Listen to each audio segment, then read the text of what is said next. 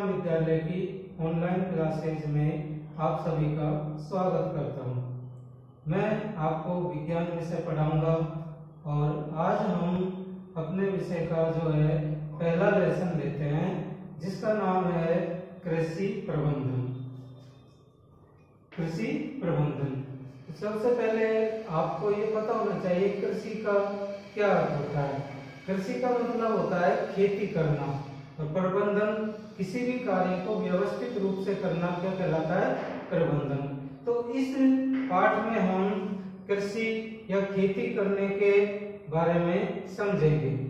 तो आप सब जानते हो कि भारत जो है एक विशाल देश है और कृषि प्रधान देश है। यहाँ की 80% जनसंख्या गांव में निवास करती है। कितने प्रतिशत जनसंख्या?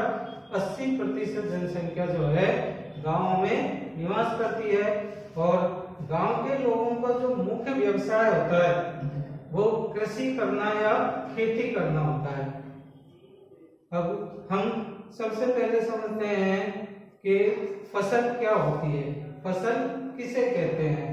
तो ध्यान देना, जब एक ही प्रकार के पादप भूमि के बहुत बड़े क्षेत्र में उगाए जाते हैं तो उसे हम फसल कहते हैं। किसे कहते हैं? फसल। जब एक ही प्रकार के पादप यानी पौधे, क्या होता है पादप का मतलब? पौधे।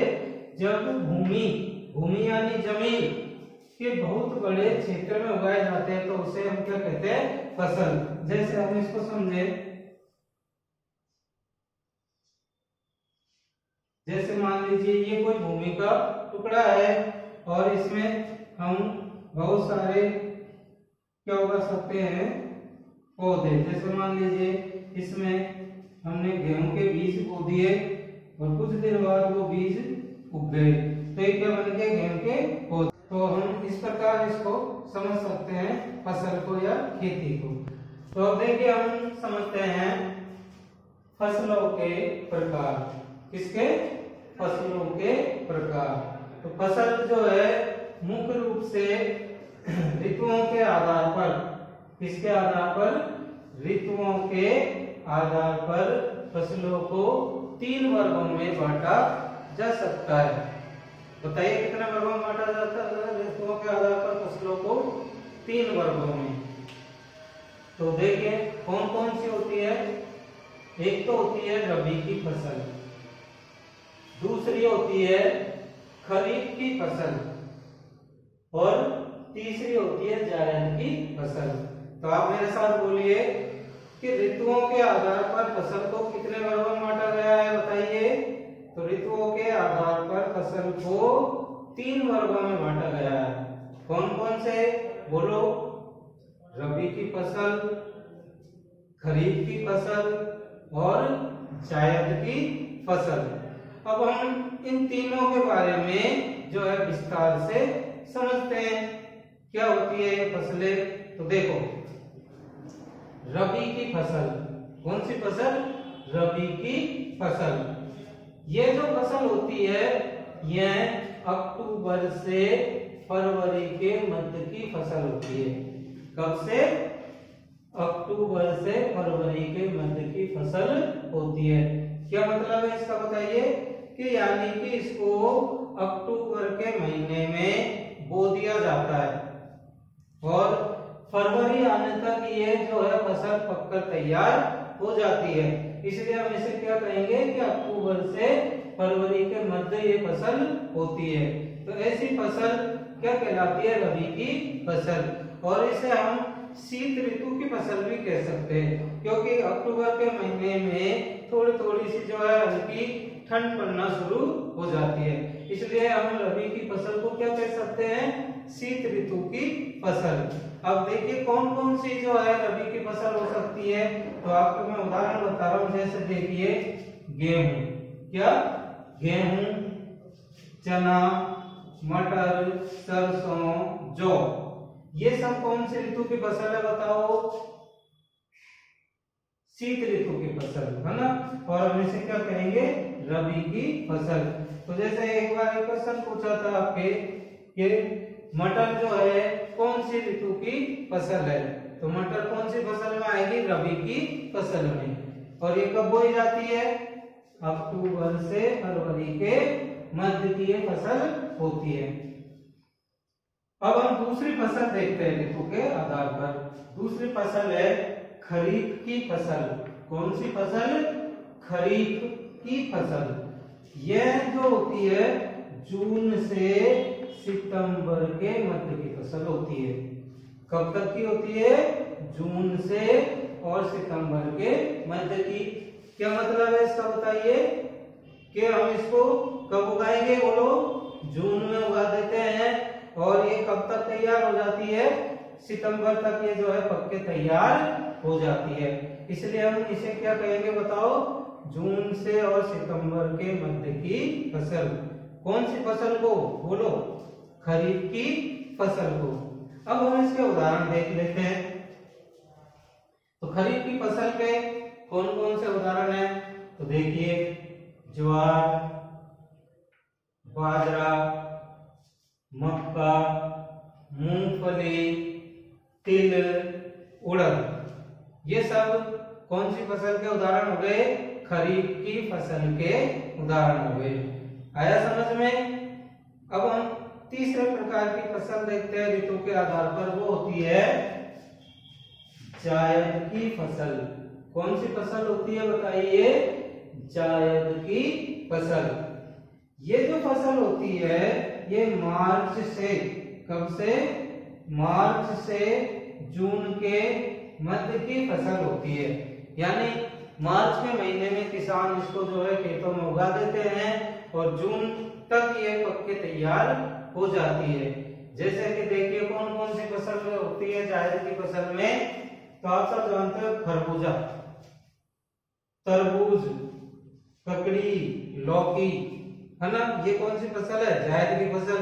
आपने खरबूजा तरबूज खाते हो, ये कौन से मौसम में आते हैं, कौन से ऋतु में आते हैं बताओ, गर्मियों में तो आते हैं ये। सर्दियों में तो आपको तरबूज और खरबूजा ककड़ी नहीं मिलेंगे कहीं भी। तो कौन सी फसल हो गई है, जायद की फसल।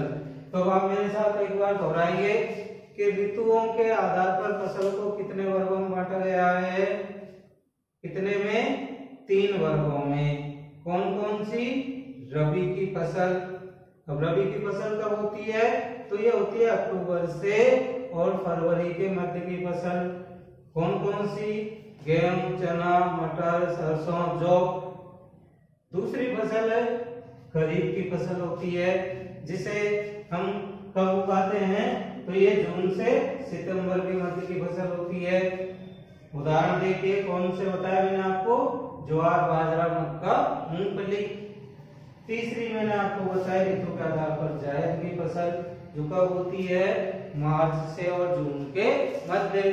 कौन से उदाहरण है इसके बताइए, खरबूजा, तरबूज, ककड़ी, लौकी।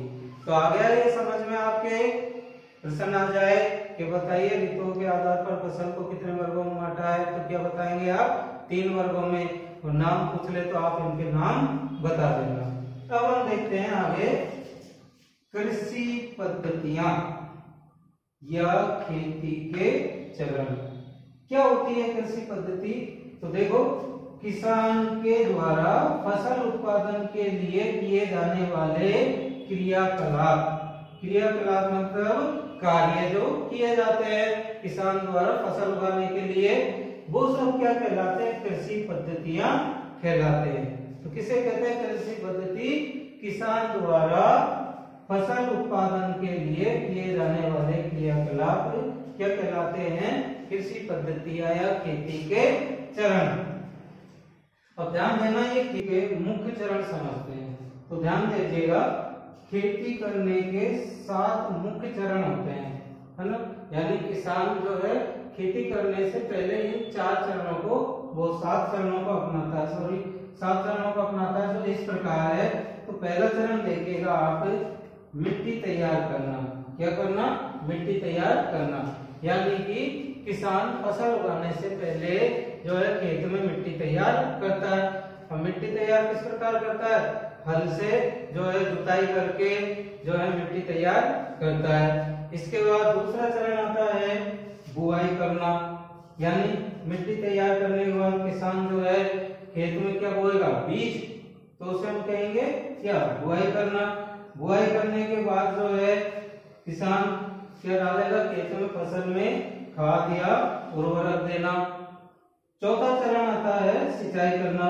जब फसल उग जाती है तो उसमें किसान पानी देता है समय समय पर, जिसे हम क्या कहते हैं, सिंचाई करना। सिंचाई करने के बाद फसल की सुरक्षा करना। अब जब फसल बड़ी हो जाती है तो उसकी सुरक्षा करना भी आवश्यक तो होता है, क्योंकि कई प्रकार के जानवर वगैरह जो है फसल को क्या है, नुकसान पहुंचा सकते हैं, तो फसल की सुरक्षा करना पांचवा चरण है। छठा चरण है फसल काटना, यानी फसल जब पक के तैयार हो जाती है तो किसान जो है उस फसल को क्या करता है, कटाई। अब कटाई या तो हाथों से की जा सकती है या मशीनों के द्वारा, जिसे हम हार्वेस्टिंग मशीन कहते हैं, के द्वारा भी की जाती है। और लास्ट चरण है फसल का भंडारण करना, यानी जब किसान फसल काट के तैयार कर लेता है तो उससे प्राप्त अनाज को क्या करता है, वो भंडारण करता है ना। तो इस प्रकार ये खेती के 7 मुख्य चरण होते हैं और इनको जो है आपको क्रम से याद रखना है। तो आप एक बार मेरे साथ वापस दोहराएंगे। तो पहला चरण कौन सा है, बोलिए, मिट्टी तैयार करना। कौन सा, मिट्टी तैयार करना। दूसरा चरण है बुआई करना। तीसरा खाद या उर्वरक देना।